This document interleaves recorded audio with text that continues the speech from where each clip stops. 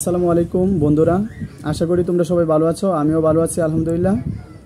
আজ আমরা তথ্য যোগাযোগ প্রযুক্তির পঞ্চম অধ্যায়ের চতুর্থ ক্লাস নিয়ে হাজির হয়েছি। আজ যে টপিকটি নিয়ে আমরা আলোচনা করব তা হচ্ছে ফ্লো চার্ট বা প্রবাহ চিত্র। ফ্লো চার্ট হচ্ছে ইংরেজি আর এর বাংলা হচ্ছে প্রবাহ চিত্র। এখন আসি ফ্লো চার্ট কাকে বলে।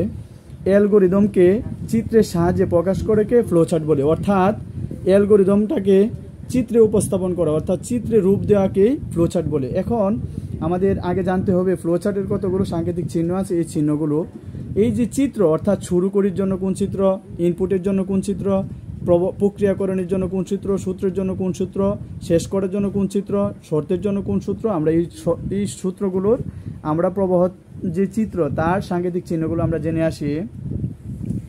আমরা ফার্স্টে লিখতে হয় কি শুরু করি, ফার্স্টে কি লিখতে হয় শুরু করি। এই শুরুর জন্য আমাদের সাংকেতিক চিহ্নটি হচ্ছে এই যে এটাকে কি বলে, আমাদের কোন ক্ষেত্রে কাজে লাগে, স্টার্ট অথবা ইন্ড, অর্থাৎ শুরু বা শেষ। শুরু বা শেষের জন্য আমাদের এই সাংকেতিক চিহ্নটা ব্যবহার করতে হয়। তারপরে আসি আমাদের এই যে ইনপুট মান আমরা গ্রহণ করি। ইনপুট মানের জন্য ফ্লোচার্টের মধ্যে কোন চিত্রটি আমরা গ্রহণ করি তা হচ্ছে এই যে সামান্তরিক, একটু কোনাকুনি হবে তাকে বলে আমরা সামান্তরিক। এটা কোন ক্ষেত্রে ব্যবহার হয়, ইনপুট এবং আউটপুটের জন্য। ইনপুট এবং আউটপুটের জন্য, অর্থাৎ এই যে এন এর মানটা আমরা ইনপুট করি বা আনুষঙ্গিক যত মান আমরা ইনপুট করি তার জন্য আমাদের এই চিহ্নটা ব্যবহৃত হবে। আবার আউটপুট, আউটপুট মানে হচ্ছে প্রিন্ট। এই যে আমরা প্রিন্ট করি বা প্রদর্শন করি তা হচ্ছে আউটপুট।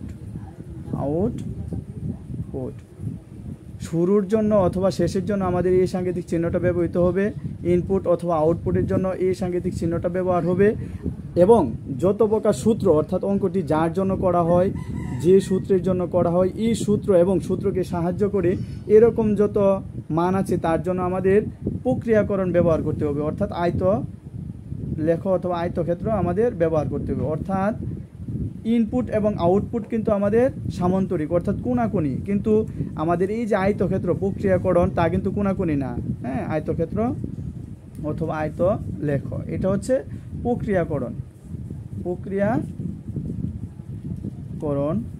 তারপর আসি আমাদের যে শর্ত অর্থাৎ কন্ডিশনগুলো থাকে তার জন্য আমাদের সিদ্ধান্ত প্রতীক অথবা হীরক আকৃতির প্রতীক আমরা ব্যবহার করি। সিদ্ধান্ত প্রতীক অথবা হীরক আকৃতির প্রতীক, এই যে সিদ্ধান্ত প্রতীক অথবা হীরক আকৃতির প্রতীক আমরা ব্যবহার করি। একটাকে বলা হয় সিদ্ধান্ত প্রতীক, সিদ্ধান্ত প্রতীক বা হীরক আকৃতির প্রতীক। এখন আসি আমরা প্রায় সময় আমাদের সংযোগের প্রয়োজন হবে, তখন আমাদের এই যে সংযোগ দিতে হবে। এই যে এটা শুরু বা শেষ আর সংযোগ কিন্তু ভিন্ন। এই যে শুরু বা শেষ অনেক বড় আর সংযোগ হচ্ছে ছোট পর্যায়ে, ছোট আকৃতির। এটা হচ্ছে সংযোগ, এই যে প্রতীকটা। তারপরে আমাদের প্রবাহের দিক, মানে আমাদের অঙ্কটা কোন দিকে যাচ্ছে, কোন দিকে যাচ্ছে, এই যে কোন দিকে যাচ্ছে এটাকে বলে প্রবাহের দিক। প্রবাহের দিক। এখন আমি আবার একটু রিভিউ দিচ্ছি। শুরু বা শেষ, আমাদের অ্যালগোরিদমের মধ্যে যে শুরু অথবা শেষ ছিল তার জন্য এই চিহ্নটা ব্যবহৃত হবে। ইনপুট এবং আউটপুটের জন্য এই সামান্তরিক ব্যবহৃত হবে। আর প্রক্রিয়াকরণের জন্য অর্থাৎ যাবতীয় সূত্র অথবা সূত্রকে সাহায্য করে এমন সংখ্যাগুলোর জন্য এই প্রক্রিয়াকরণ ইউজ হবে। আর সিদ্ধান্ত প্রতীকের জন্য আমাদের এই সিদ্ধান্ত প্রতীক ইউজ হবে। আর সংযোগের জন্য সংযোগ চিহ্ন ইউজ হবে।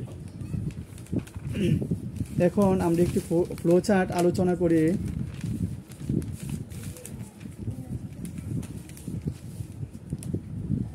1, 3, 5, শেষ মান হচ্ছে আমাদের n। শেষ মান কত আমাদের n। এখন 1, 3, 5 শেষ মান কত n। এই ধারাটির প্রথম মান হচ্ছে 1, দ্বিতীয় মান হচ্ছে 3, তৃতীয় মান হচ্ছে 5, শেষ মান কত n। অর্থাৎ ধারাটি কত পর্যন্ত যাবে তা আমরা জানি না। এটার জন্য আমরা কি করব, ফ্লো চার্ট করব।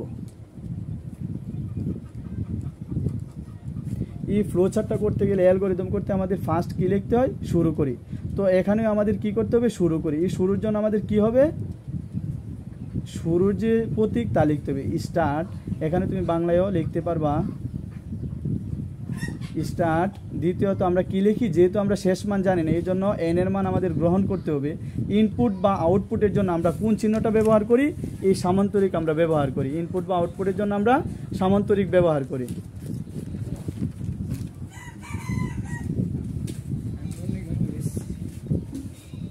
বাবু ইনপুট n, ইনপুট কত n, তারপর আমরা কি তারপর লিখি ধরি s সমান সমান 0, i সমান সমান হচ্ছে প্রথম মান, তা হচ্ছে সূত্রকে সাহায্য করে। এর জন্য আমাদের প্রক্রিয়াকরণের অংশটি লিখতে হবে, প্রক্রিয়াকরণের অংশটি লিখতে হবে।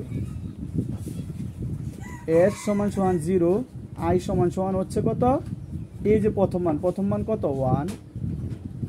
তারপরে আমাদের কি হয়, যদি i ইকুয়াল n হয়, i less than equal n হয়, তাহলে আমরা 4 ও 5 নং ধাপে যাই, অন্যথায় 6 নং ধাপে যাই। এই ক্ষেত্রে আমাদের অবশ্যই সিদ্ধান্ত প্রতীকের আগে একটি সংযোগ চিহ্ন দিতে হবে, এই সংযোগ চিহ্নটা দিতে হবে। তারপরে আমাদের কি লিখতে হবে, তারপরে আমাদের সিদ্ধান্ত প্রতীকটি লিখতে হবে, অর্থাৎ কন্ডিশন আমাদের কি ছিল, শর্তটি আমাদের কি ছিল, i less than equal n, i less than equal কত n।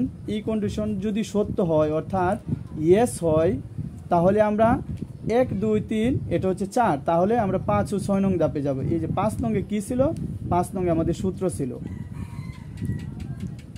s সমান সমান s প্লাস i, s সমান সমান আমাদের কি হলো s প্লাস i, আর i সমান সমান i প্লাস কত করে বৃদ্ধি পেয়েছে, 3 আর 1 এর পার্থক্য হচ্ছে 2, তাহলে 2 করে বৃদ্ধি পেয়েছে।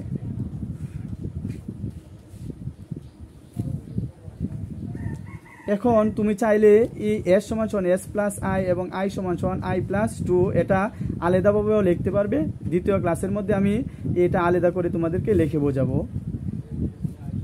আর এটা যদি নো হয়, কন্ডিশনটা যদি ব্রেক করে, অর্থাৎ তোমরা এই যে 100 থেকে 100 ছোট অথবা সমান, 100 থেকে কি 100 ছোট না, 100 হচ্ছে 100 সমান। যদি কোনোদিন 101 হয়, তাহলে কিন্তু তোমাদের কন্ডিশনটা ঠিক না, তাহলে তোমরা অবশ্যই প্রিন্ট করতে হবে।